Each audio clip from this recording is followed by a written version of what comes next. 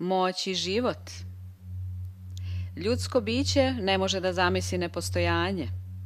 Možemo da zamislimo da naše telo nije živo, ali jednostavno ne možemo da zamislimo nepostojanje. Šta mislite, zašto je to tako? Da li mislite da je to slučajnost prirode? Ne. Ne možete da zamislite da ne postojite zato što vam je jednostavno nemoguće da ne postojite. Ako nešto možete da zamislite, možete to i da stvorite. A ovo ne možete da stvorite nikad. Oduvek ste postojali i uvek ćete postojati, jer ste deo stvaranja. Nikada nije postojalo vreme kada vi i ja i kraljevi okupljeni ovde nisu postojali, niti će doći vreme kada ćemo prestati da postojimo.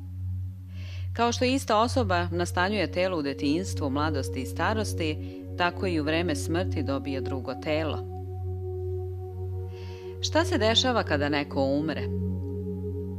Telo ne prelazi u nepostojanje, jer tako nešto ne postoji. Ono se integriše u elemente. A ono biće u vama, ono što ste zaista vi, ni ono ne odlazi u nepostojanje. Sama reč biće govori vam da ćete uvek biti, postojati. Vi niste ljudsko bilo. Vi ste večno biće koje privremeno živi u ljudskom telu. Da prestanete da postojite, pojavila bi se praznina u svemiru i čitav svemir bi se urušio u tu prazninu. Jedini razlog što ne možete da vidite drugo biće, pošto je napustilo svoje telo, jeste taj što ne možete da vidite frekvenciju ljubavi. Ne vidite međutim ni frekvenciju ultraljubičaste svetlosti, a frekvencija ljubavi na kojoj je to biće najviša je frekvencija stvaranja.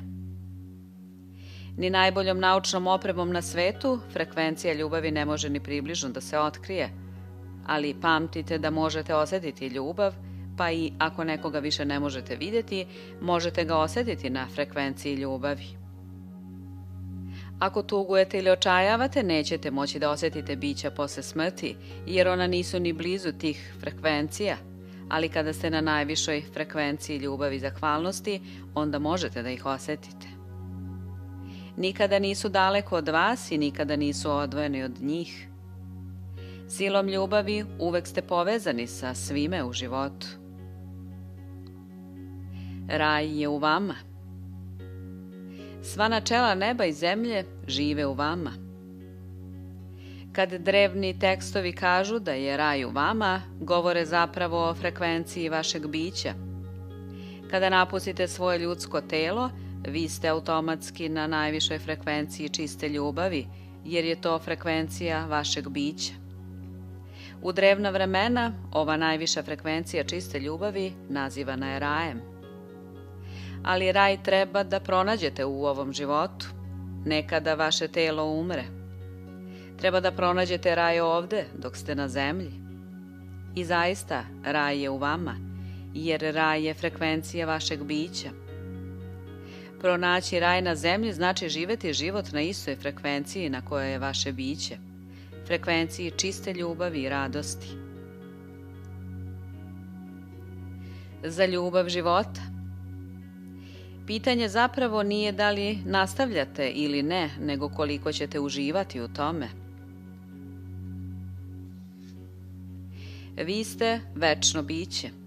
Imate sve vreme ovoga sveta da iskusite sve. Nema nedostatka vremena jer imate večnost.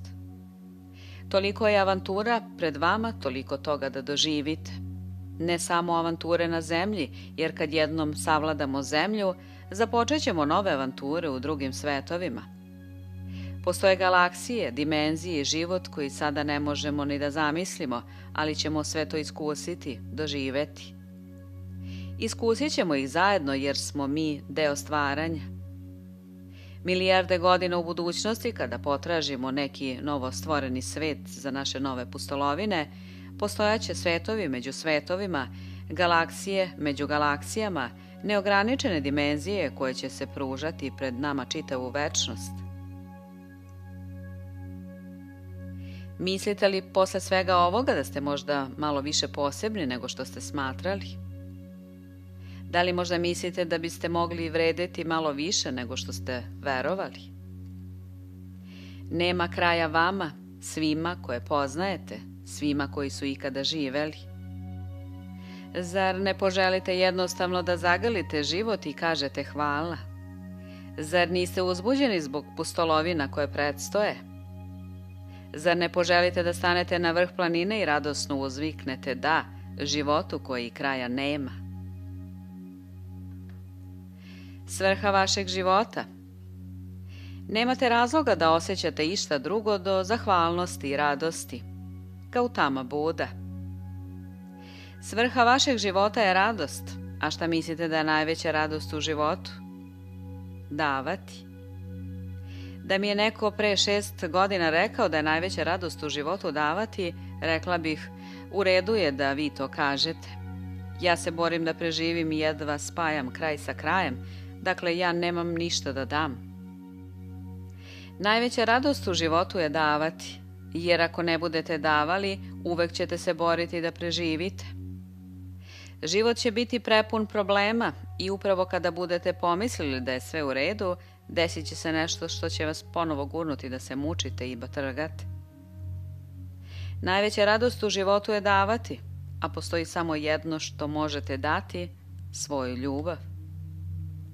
Vaša ljubav, radost, pozitivnost, vaše uzbuđenje, vaša zahvalnost i vaša strast istinski su i trajni u životu.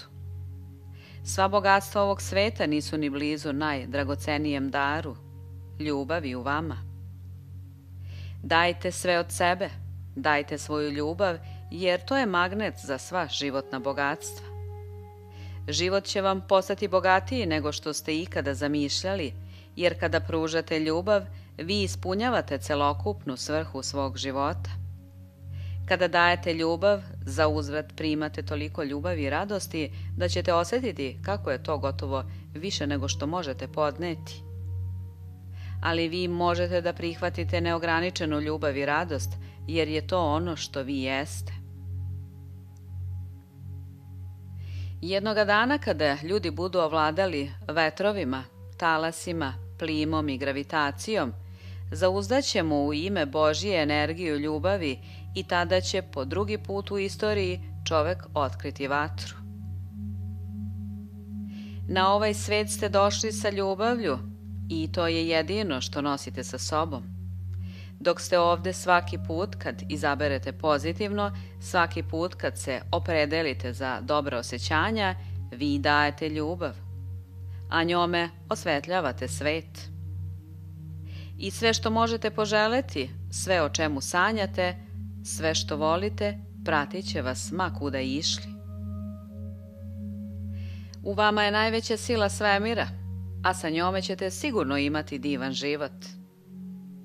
Moć je u vama. Neka vam moć donese ljubav i radost za čitavog vašeg postojanja. To je moj naum za vas i za čitav svet.